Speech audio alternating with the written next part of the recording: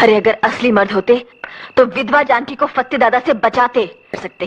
Madam Ashutosh दास असली मर्द है, घास लड़ना है। कंगला टोला में एक भी माइका लाल अगर फत्ते के खिलाफ गवाही देगा ना तो आशुतोष फत्ते को हवालात में डाल के ऐसी धुलाई करेगा कि उसकी हवा खुश्क हो जाएगी। कानूनी तौर पर करेक्ट बोलो ऑफिसर। सिर्फ उनकी मौत होने पर तुम मुझे गिरफ्तार नहीं कर सकते। उनकी मौत में मेरा हाथ है, उसका पक्का सबूत चाहिए तुम्हें। आज के बाद कातिल की तलाश नहीं करना, सबूत की तलाश करना, क्योंकि कातिल तो हर हालत में मैं ही हूं।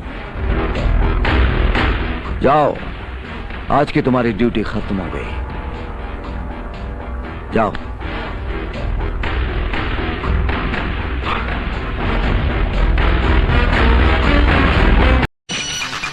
राणा प्रताप सिंह, कमिश्नर राणा प्रताप सिंह। हत्यारा कहूंगा मैं, वर्दी पहनकर निर्दोष और मासूमों का हत्यारा। अगर तेरे खून में इतनी गर्मी है तो मुझ पर हाथ उठाकर दिखा, सीधा शमशान पहुंचेगा, हॉस्पिटल तक तुझे नसीब नहीं होगा। Shut up!